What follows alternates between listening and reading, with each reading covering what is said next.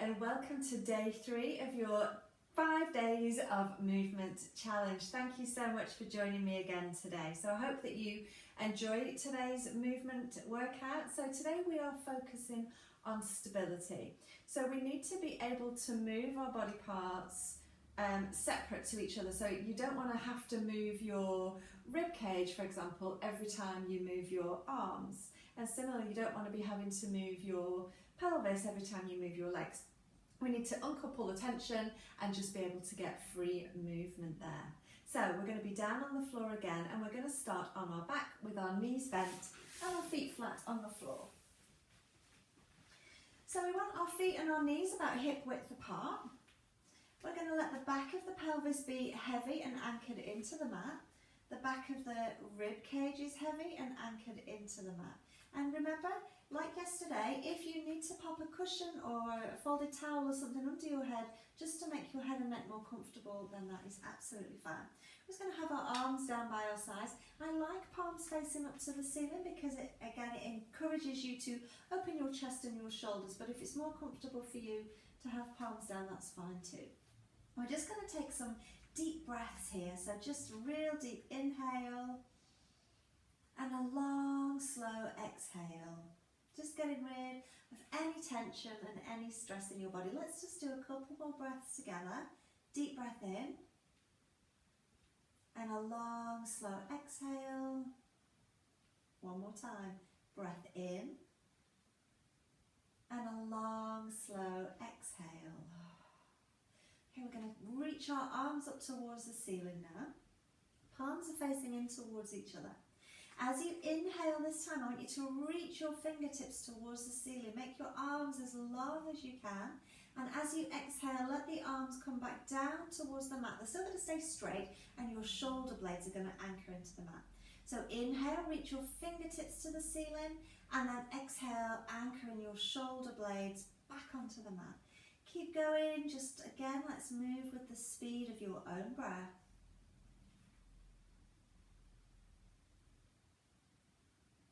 Let's just do 2 more here. Last one. And as your shoulder blades anchor down onto the mat now, just continue to breathe normally. And we're going to keep those shoulder blades anchored on the mat, palms facing in towards each other. Now, we're going to inhale and we're going to take our arms overhead towards the floor behind us. And then as you exhale, you're going to bring your arms back up towards the ceiling. So keep going again with the speed of your breath. Inhale as the arms go overhead. And exhale as they come back towards the ceiling. So what I want you to notice now is as your arms go overhead, are your rib cages lifting, or your rib cage, you've only got one, are your ribs lifting to get your arm overhead and then coming back down again as the arm comes back to the ceiling? So try and keep those ribs down, back of the rib cage in contact with the mat, and only take your arms over as far as they can go without that rib cage lifting, yeah? So just play with that movement here. Inhale, take it over, and exhale to come back up. Let's do 2 more like this.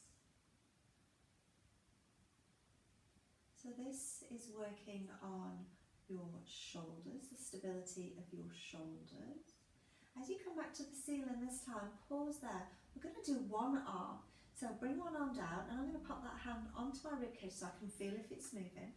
Inhale, arm goes overhead, and exhale, arm comes back to the ceiling. Now you might find that when you do single arm, that you can go further with one arm. And maybe you can go further with one arm than the other. Just 2 more. Feeling for that rib cage, wanting to lift. Last one. And then let's switch and do the same on the other side. Rib cage stays down. Inhale, arm goes over, and exhale to come back.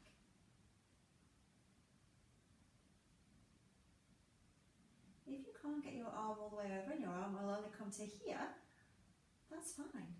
It's about working within your own boundary, because if you blow past your boundaries and you take it there and your ribs have lifted, you're never going to get any benefit from that. You're never going to be able to strengthen your body because it has no stability there. And let that arm come all the way down. I'm going to take our arms down onto the floor now.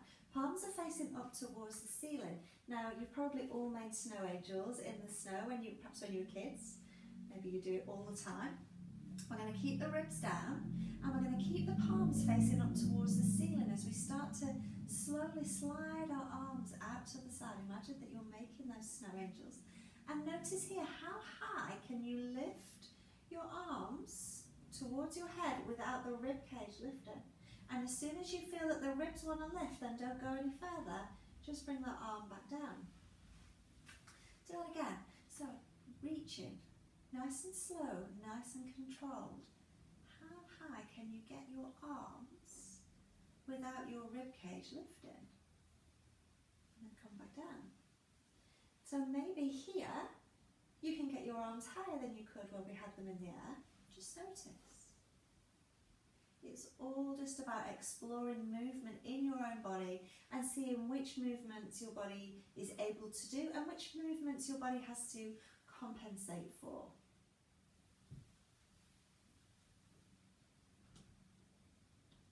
Here.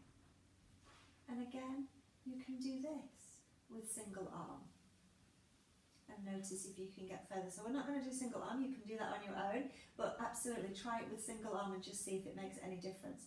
We're going to roll onto our side now.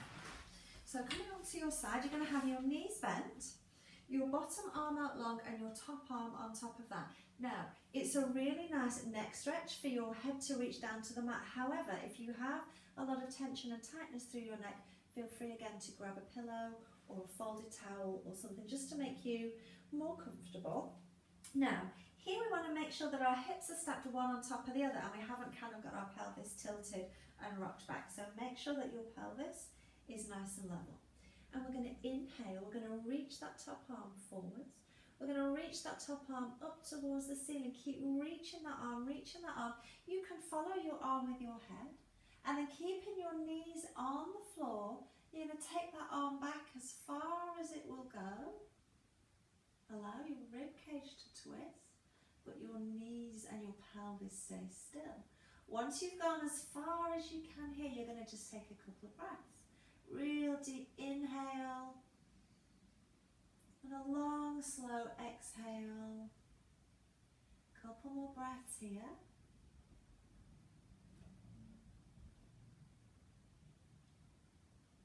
And when you're ready, you're going to start to slowly bring that arm back up. And all the way over. So this is called crocodile arms. And your arm is coming all the way back over to close the crocodile's mouth. We're going to go again. Reach that arm. Stretch. Really lengthen that arm. Make it as long as you can. Imagine you can scrape the ceiling with your fingernails. Take that arm back as far as it will go. Allow your rib cage to twist, but your pelvis stays still. So maybe on this second time you can get a little bit further. Maybe you can get your arm a little bit closer to the floor. Don't worry if not. Just go again to your maximum position where you can feel that it's a little bit of a stretch, but you can still breathe and you can still talk. A couple of breaths here again. And then slowly again, arm comes up and all the way over to close the crocodile's mouth. We're going to do one more time on this side. We reach that top arm, reaching for the ceiling, lengthen, lengthen, lengthen.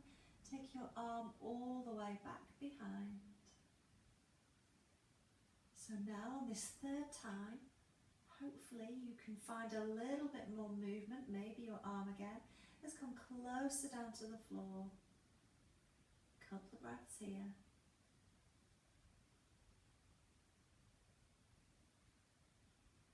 And when you're ready, slowly bring your arm up and all the way over to close that crocodile's mouth. So we're going to do the same on the other side now.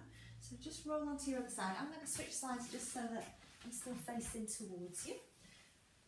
Bottom arm out long, top arm as resting on it, and again, just make sure that your pelvis is level and you haven't rocked that top hip back. When you're ready, inhale, reach that top arm forward, stretch that arm up towards the ceiling, and again, go as far back with that arm as you can without those knees lifted, so keep those knees down. And it might be completely different on this side to the other side. Once you're in that maximum position again, just pause for a few breaths.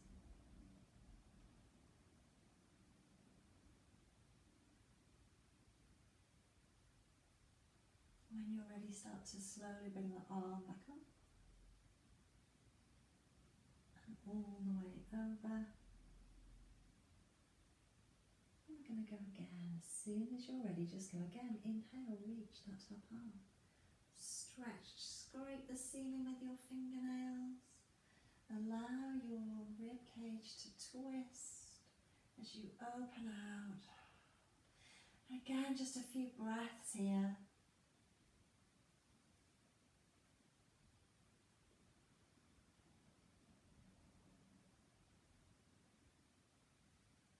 And when you feel ready, start to slowly bring the arm back up. And over. We're going to do one more time on this side, just so that we're even on both sides. Reach, stretch, take your fingers to the ceiling, open out as far as you can. So on this third time, again, hopefully you feel that you can get a little bit further with that arm. Twist just a little bit more, but again, don't blow past your boundaries. You should still be able to breathe and speak. I'm really not a big believer in no pain, no gain and punishing your body. It's all about just moving your body well and listening, acknowledging what it's telling you. When you're ready, start to bring the arm all the way back up and close the crocodile's mouth. Now we're going to stay on our side here, but we're going to change our arms a little bit. So that bottom arm can either go out long towards your head now, you can rest your head on that arm, or you can rest your head in your hand. So whichever of those feels better for you.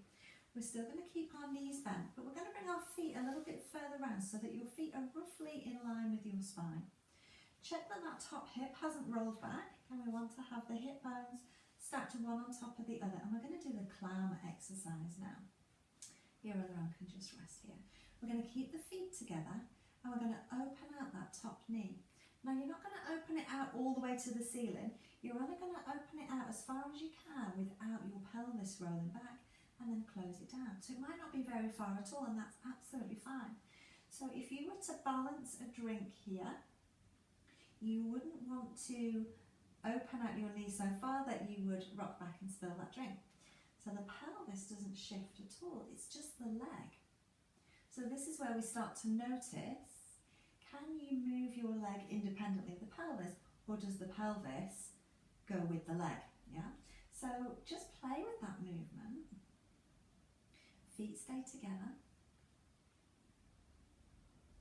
And you can make it as big or as small as you like, as long as your pelvis isn't rocking forwards and backwards.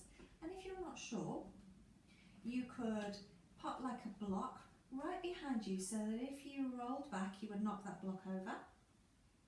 Or you can get someone to stand right behind you, because often having some feedback really helps you to be able to then check in and notice what movements you're doing later on. So sometimes we struggle with our proprioception, knowing where your body is and what bits are moving. We kind of become quite detached from our body, and we don't really feel everything like we should do. So I'm just waffling on to make you do lots of these exercises, because with the clown exercise you always want to do quite a few. I always aim to do between 15 and 25, and I've got no idea how many we've done on this side. So we're going to let that leg come down now, and we're going to go and do the same on the other side. So just come on up and switch to the other side. So again, you can rest your head in your hand or have your arm out long, knees are bent, feet roughly in line with your spine, and again just check where your hip bones are, and we want to have them one on top of the other. Same thing, feet stay together and we open out that top knee. So as I said, it could be completely different on this side to the other side.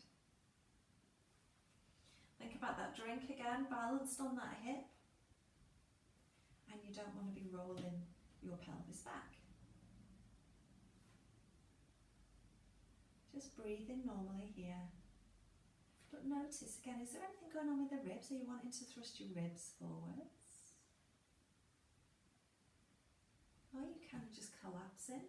Can you think about your alignment here a little bit? So can you think about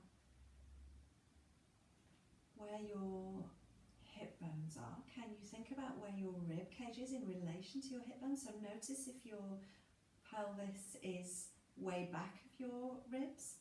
You know, you're thrusting your ribs forwards. Just check in, just notice. I'm going to do 3 more on this side. And last one. And then lower your leg down. We're just going to do a little hip stretch now just to finish off. So come on up to seated. We're going to have both legs out in front.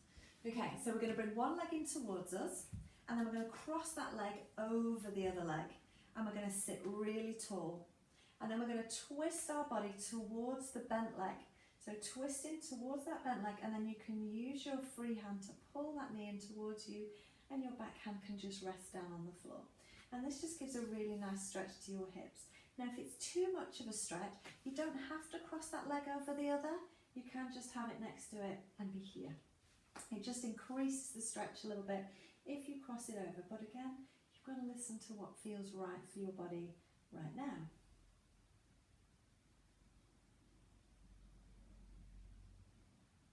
And then we're going to do the same on the other side. So we're going to switch legs, bring it in, cross it over to the other side, sit tall again, and then twisting towards that bent leg.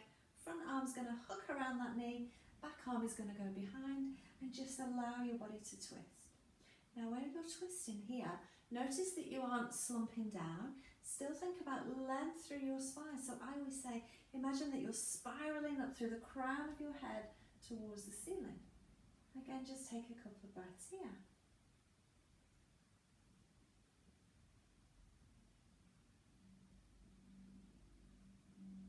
Good job. All right, let it go. So that was our stability workout. So I hope that you kind of had some kind of light bulb moments there of bits of your body that perhaps didn't move quite as freely as you thought that they did, or maybe your body is amazing and it already moves really, really well. But it's just good to check in. Sometimes we're so busy doing things, and we're so busy doing, you know, maybe really fast exercise classes that we don't check in with our body, and we're not aware of our alignment. It's very difficult to be aware of your alignment and checking in when you're doing things really quickly. So it's really good sometimes just to slow things down and notice. So I hope you enjoyed that. Please comment in the group under the video. Let me know if you've done it. Let me know if you had any aha or light bulb moments, because I'm always really interested to see what people think. And I will see you tomorrow. So tomorrow's workout is about strength. So we've looked at our mobility, we've had a little look at stability, and now we're going to start working on some strength exercises next. I will see you tomorrow. Thank you.